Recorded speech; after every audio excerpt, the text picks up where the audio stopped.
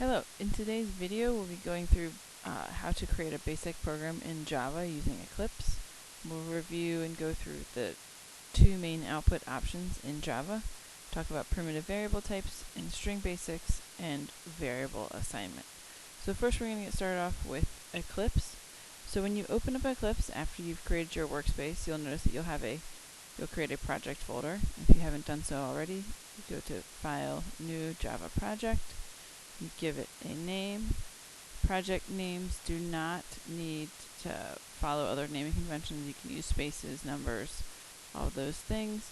And generally you want to leave the settings alone that are already set up here, and then you hit finish. So once you have the project created, you'll notice that on the left hand side you'll see the name of that project. You'll see an SRC folder, that's where your files will actually appear. And then you'll see the JRE system library. These are the libraries that you can access to get other files. So just going to leave it the way it is. To create your first project or your first program, you're going to come in here and either go to File, New, or you can use the toolbar at the top here. You're going to create a new class. Every time you create a file in Java, right now you're going to be creating a class. So we're going to give this a just short and descriptive name. So output sample. And then the most important thing that you want to remember to do is come down here, check off where it says which method stubs would you like to create, public static void main string args. You want to check that off, make your life a lot easier. You hit finish. You're going to notice that when it creates this file, it creates it with some code already in it. So first thing that you can do, and what I like to do, is I like to move these beginning curly braces to their own line, so it's easy to see which ones they line up with and which ones they match. And that way when I'm programming and I put code somewhere, I know that it's showing up between those sections, so I know that anything that's in between these two curly braces belongs to my main method. And I'm going to go ahead and delete this comment because I really don't need it. So it's kind of the basic outline for my first program. I always want to make sure that I put in a comment block with my name. So I'm going to go ahead and put in my name. Notice I'm using a multiple line comment, and once I hit enter, it actually closes off that comment. So I can just continue to put in the rest of my comment.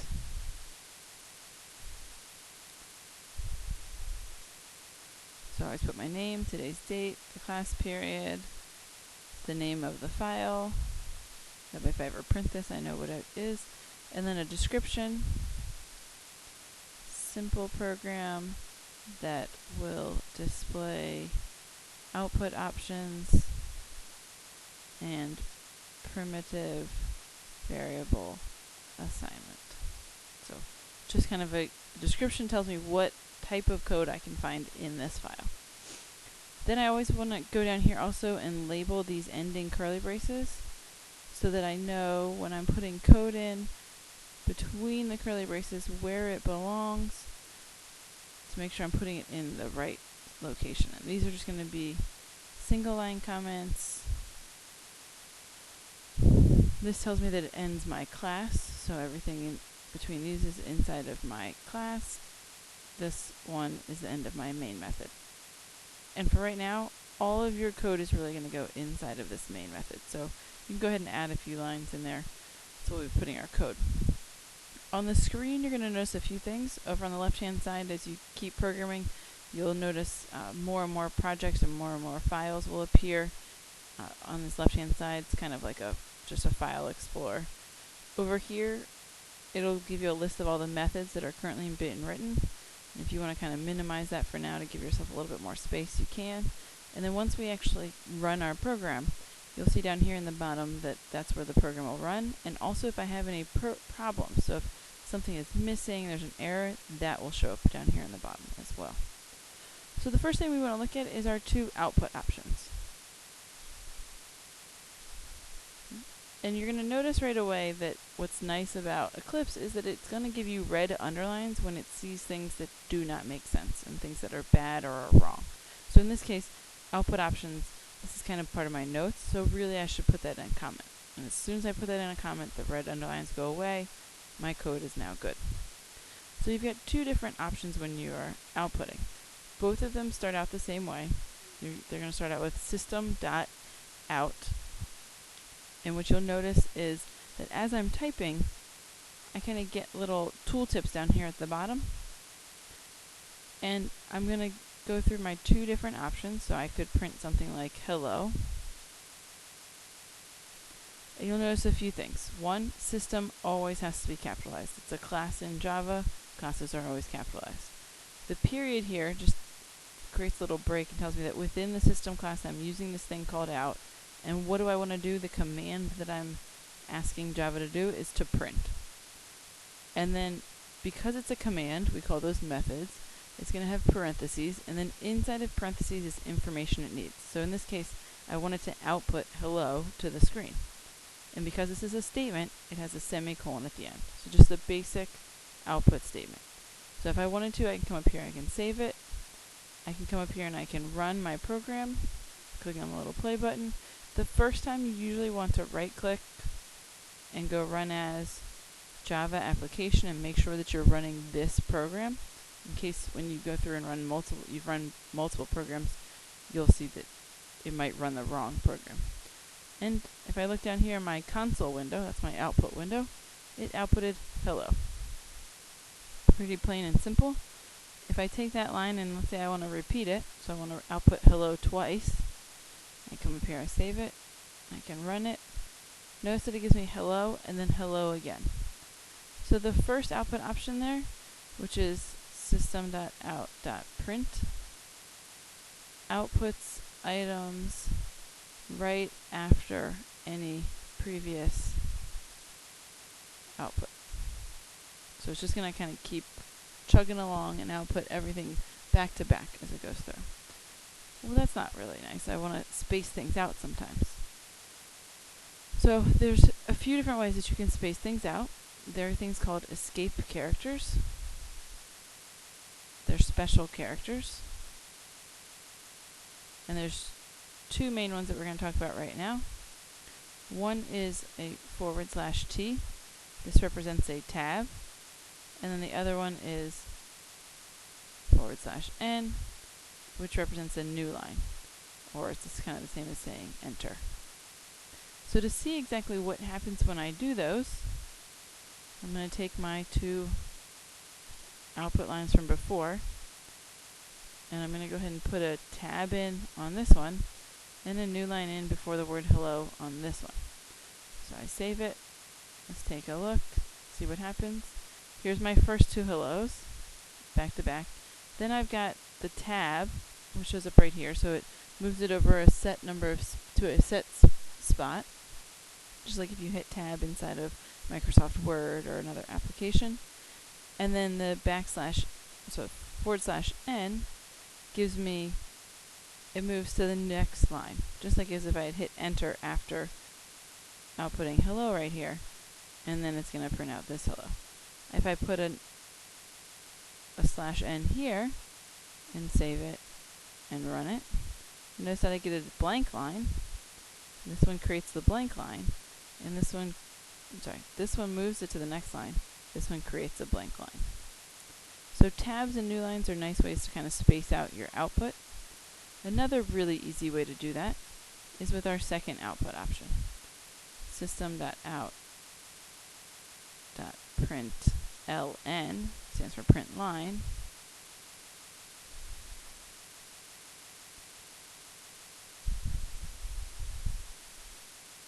And what you'll notice is that it does not change where this starts to print out, but it does change where the next thing will output. So this first hello world, and I could even label it first hello world, shows up right after the previous hello. So it's going to start out printing wherever it was, but it automatically moved so that the next thing will show up on its own line. It's almost the same as putting in a /N at the end here. And I would say that 95 to 98% of the time you'll use a print line when you're outputting. because most of the time you'll print one thing, then you want to move to the next line, print the next thing, move to the next line, print the next thing. So you've done just kind of a basic thing. You've seen two different outputs, and you've seen two special characters, tabs and new lines, ways to kind of adjust your output. We're going to take a look now at variables. So this is just a basic output, but the majority of the time when I do with programming, I'm going to be dealing with variables of some type. I'm going to store some information. I'm going to use that information to kind of drive my program. So in Java and in most programming languages, there's a set of basic data types, what we call our primitive data types. And in Java, there are 8 primitive data types.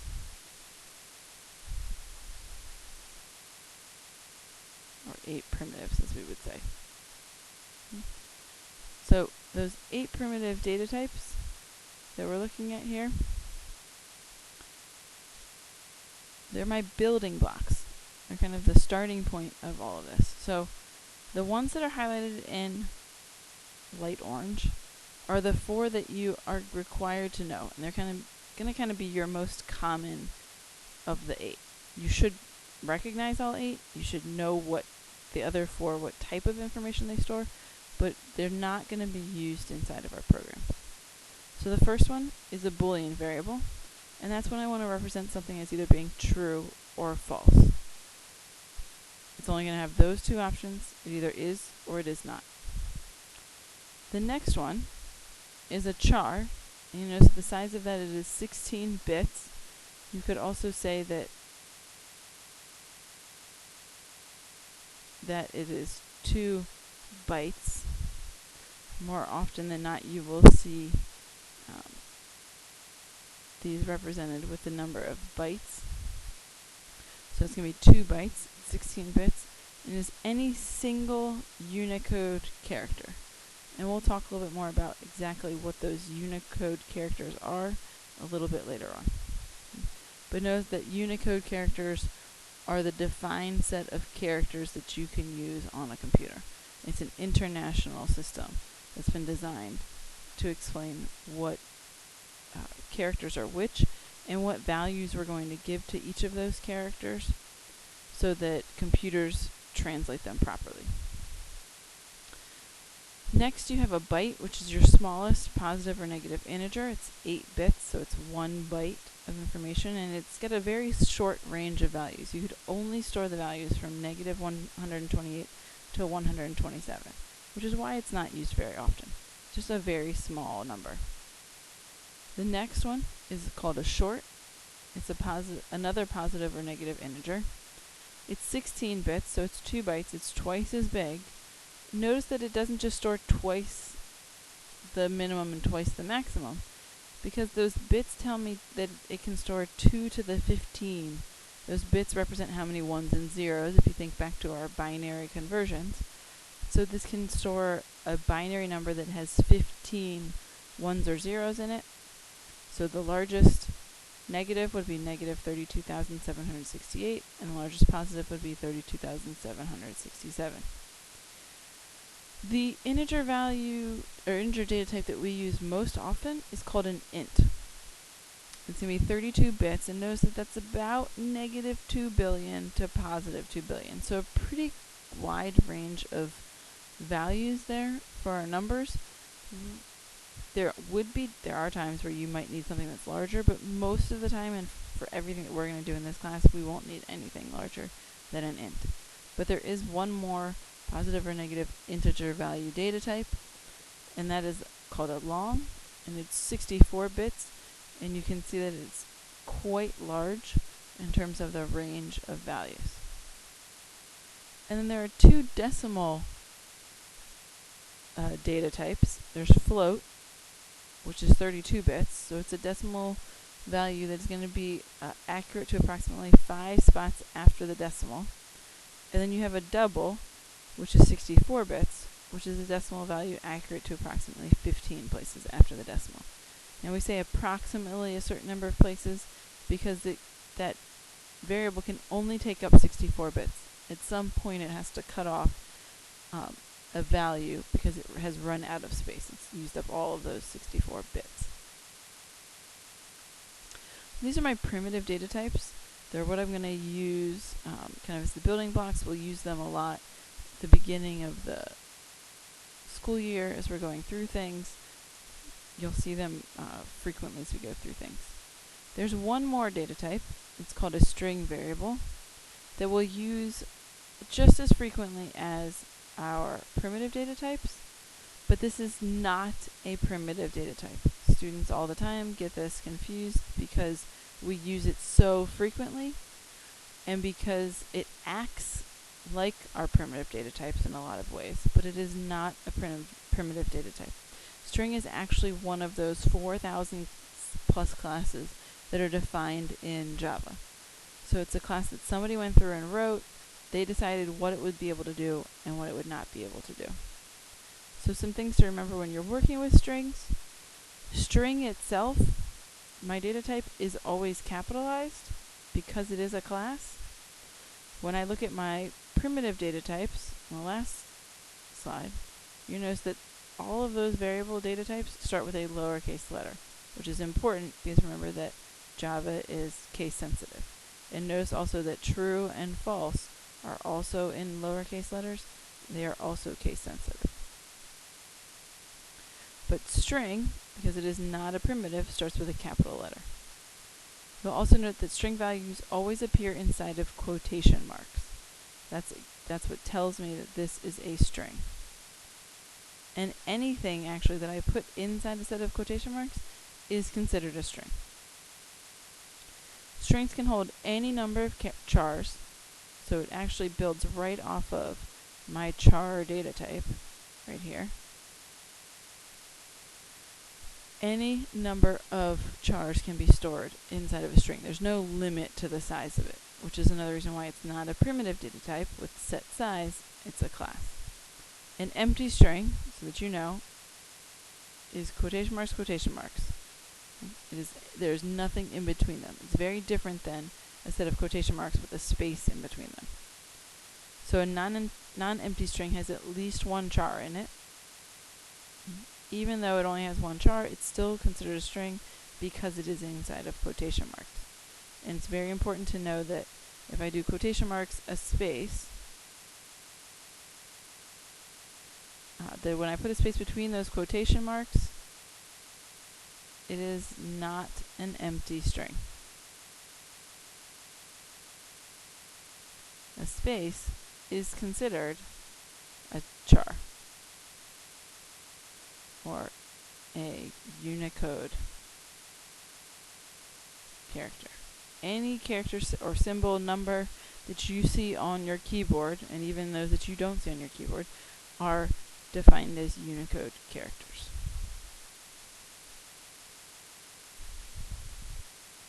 The last little bit of notes before we move on, we go back to Eclipse to look at how we actually create and use variables, is the equal sign. And whenever I'm creating variables and giving them values, I'm going to use the equal sign. So the equal sign is what we call the assignment operator. So whenever you see a single equal sign, important distinction here, a single equal sign, then you are assigning a value to a variable in some way.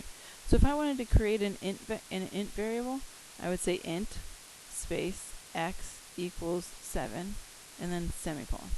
So to create a variable, you're going to follow this format of data type, variable name, equals, and then the initial value, and then a semicolon. So if we look at our example there, int is my data type, x is my variable name, I've got the equal sign because I'm assigning it and giving it the starting value of 7. And I have my semicolon. Kind of a way to go through that, looking at that whenever you are creating a primitive data type or a string, you're going to follow this format.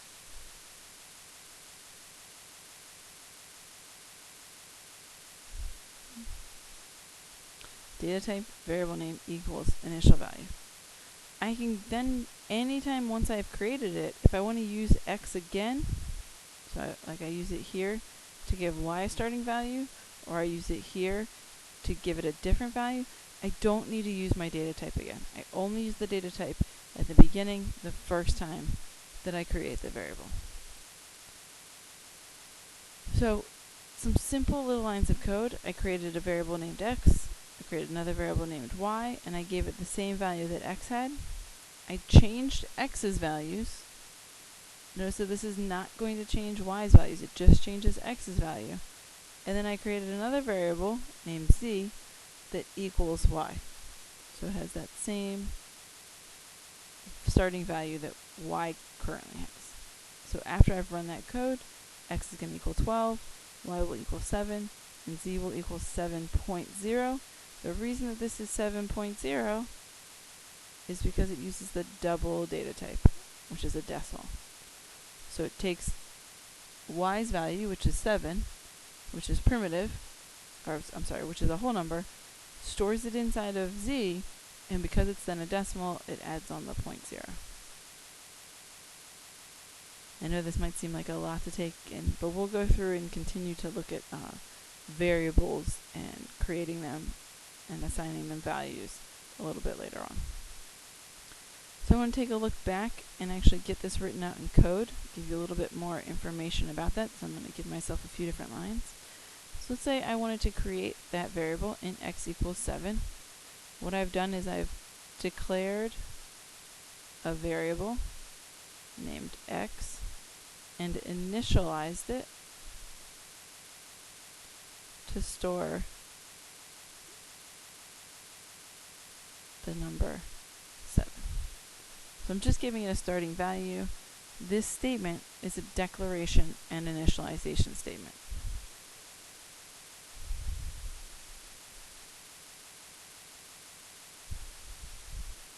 I can break those two things up. So if I say int y with a semicolon, this is just a declaration statement.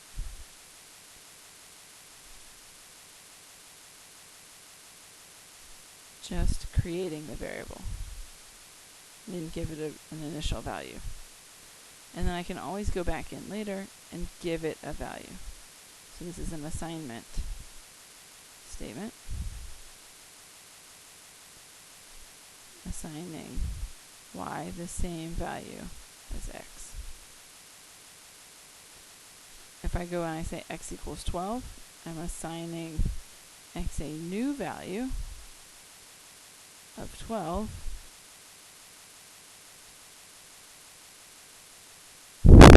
And then I can go in and create my third variable that was z and give it the value of y. So again, a declaration and initialization statement. Now if I wanted to see that this actually works, I could very easily come in and say, hey, I want to print out x.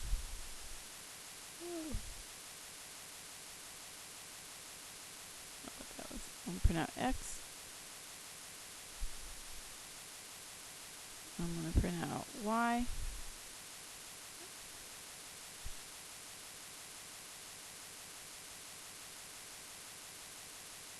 And I'm going to print out z. And what you'll notice is Eclipse, as you start typing, allows you to kind of pre-fill in information. You can use that if you want to, but so let's take a look at it. I'm going to save my file. I'm going to run it. 12.7, 7.0, just like in the notes. So that's great, but it's kind of hard to know, well, what 12, where did that come from? I'm always going to want to label my output. I don't just want to output a bunch of numbers. Just how do I know that one's x and it's not y? Well, I can output multiple things inside of these print lines. So I could say the value of x, put that inside of a string, is, and then add in a plus sign here. So here's a string. Because it's in quotation marks, it's going to output exactly the way that I see it inside of those quotation marks. And then I'm adding on at the end of that string my variable x. So if I save this and run it, Now I get a nice statement that says the value of x is 12. Notice that this x actually showed up as the letter x, and this x shows up as the number 12, and that's because this one is quotation marks. So anything printed or print lined inside of quotation marks will appear in output exactly as it appears inside the quotation marks, except for special characters like tab and new line. Because they're special characters, they don't output exactly the same way. So whenever you're outputting, a lot of times you're going to want to go ahead and label your output, and it might be something as simple as just saying y equals and then y, or z is z. But it's a lot nicer to read, it's a lot nicer to look at when I know what those values are being outputted. Now, you're going to notice sometimes, if you don't space these correctly, you're going to wonder, do I need to put the spaces here? No, you do not need to put spaces right there around the plus sign. But if you want it to show up nicely, you do need to put a space between the S and the quotation mark so that you can see kind of the difference. When I don't put the space, that 7 shows up right after the S in is. When I do put the space, it puts in that space. So if you want a space between multiple things that are being outputted, you have to put the space inside of the quotation marks.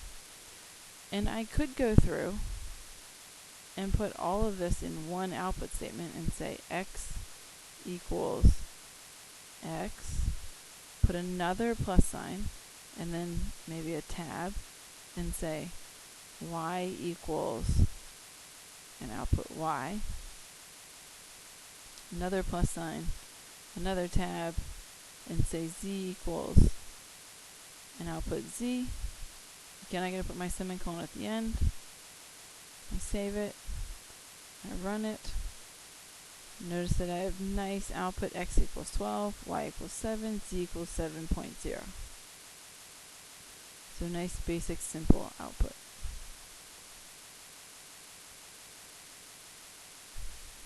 Going through and looking at my other primitive data types, so you've seen how ints and doubles are created. Booleans are very easy. You could say found is whatever I'm looking for found. Is it true or is it false? So anytime I want to change the value of found, you'll notice too that true and false show up in purple. They show up in a different color, they're bolded, just like Boolean showed up in a different color and was bolded, and int and double showed up in a different color. Eclipse color codes things, and it also highlights those things that are already defined in Java. So Boolean, because it's a primitive data type, is already defined in Java.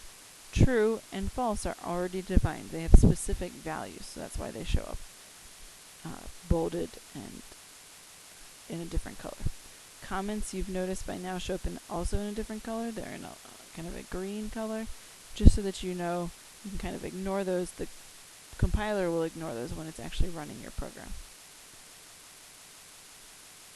The next primitive data type to look at would be a char. So remember, that's a single character, so it's going to be one letter. And because it's only one, it actually shows up inside of apostrophes or single quotation marks. It's not a double quotation mark. So I could put a letter inside of that. If you tried to say char number equals and put it inside of quotation marks, you're going to notice that you come up with an error. You cannot use quotation marks with chars. And if I save this and try to run it, you're going to see this as there's an error exists inside of this project. And I could say, yeah, sure, I want to go ahead, but notice that it comes through and it says there's a problem. Okay? I cannot convert from a string to a char. So it doesn't know how to take something that's in quotation marks and put it into a char. It's what we call a type mismatch. And what's nice about Eclipse is that when you're looking at this, it says at output sample, so that's the name of my file, inside of main, and this becomes a link. So it's on line 43, and if I click on that, it takes me immediately to my error, and I can say, well, that was silly. This is a char, so it has to go inside of single quotation marks. Now the yellow underlines here, just they're warnings that I haven't used that variable yet. I haven't done anything with letter. I haven't done anything with found. Yellow underlines are fine. Just kind of a warning that, hey, don't forget about this. It's red underlines that you really need to worry about, unless they're commented out. Red underlines commented out, you do not need to worry about. And then my last